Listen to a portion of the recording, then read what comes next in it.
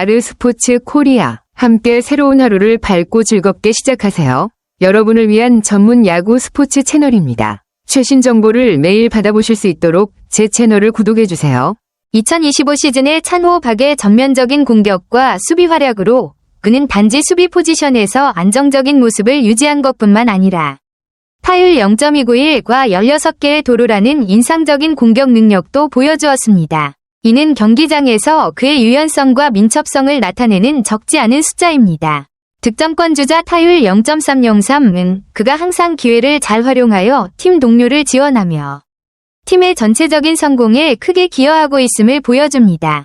OPS 0.725 역시 그의 공격 효율성을 증명합니다.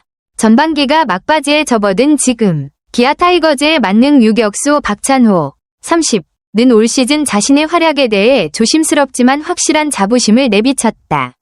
수비에서는 여전히 안정감을 자랑하고 있으며 공격에서도 꾸준히 팀의 보탬이 되고 있다. 성적에 대한 직접적인 언급은 삼갔지만 그의 경기력은 말보다 강한 메시지를 던지고 있다.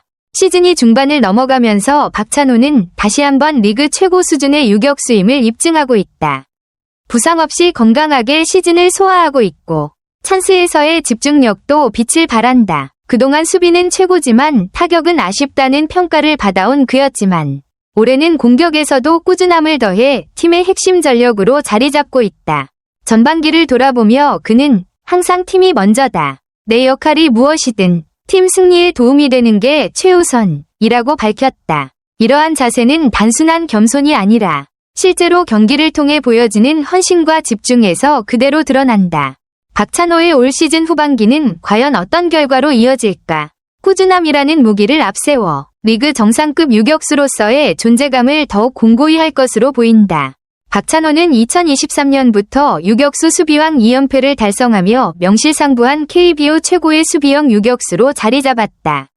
특히 지난해에는 생애 처음으로 유격수 부문 골든글러브까지 수상하며 수비뿐 아니라 전체적인 기량면에서도 정점을 찍었다.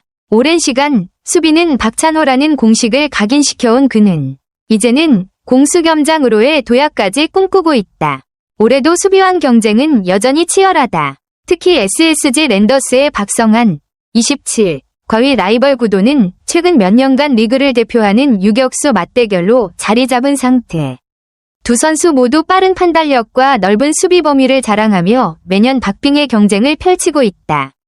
한편 골든글러브 레이스는 시즌 초반 롯데자이언츠 전민재 26위 맹활약으로 새로운 구도를 형성했지만 전민재가 최근 주춤하면서 박찬호의 2년 연속 수상 가능성에 조금 더 무게가 실리고 있다.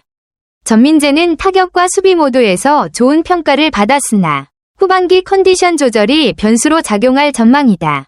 이처럼 박찬호는 수비왕 3연패와 골든글러브 2연패라는 두 마리 토끼를 동시에 노리고 있다.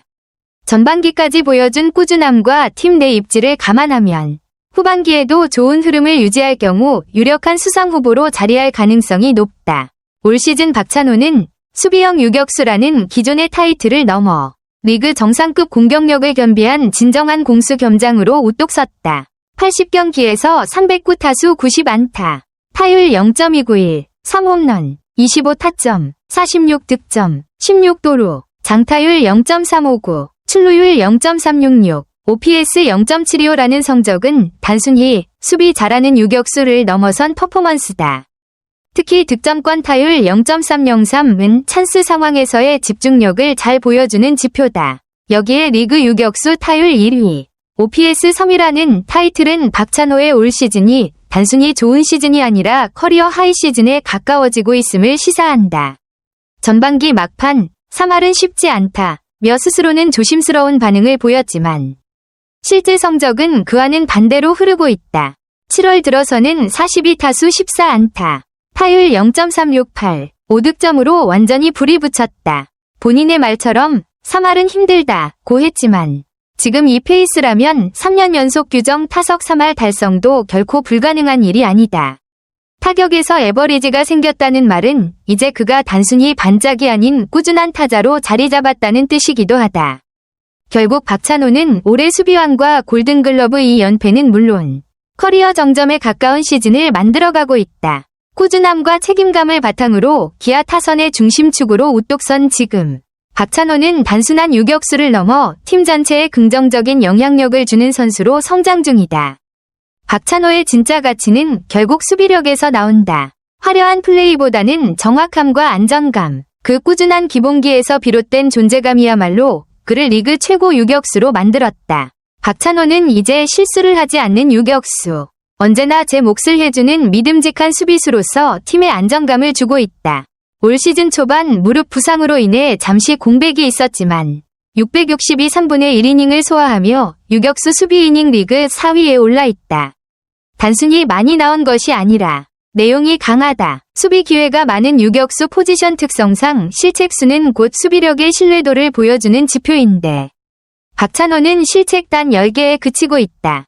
비교해보면 박성한, SSG, 708과 3분의 2이닝, 14실책, 이재현, 삼성, 674와 3분의 2이닝, 14실책, 김주원, NC, 708과 3분의 2이닝, 21실책, 박찬호, 기아, 662와 3분의 1이닝, 10실책. 이 수치는 박찬호가 단순히 수비 범위가 넓거나 반응 속도가 빠른 것을 넘어서 플레이 하나하나에 대한 집중력과 판단력이 얼마나 뛰어난지를 보여주는 증거다.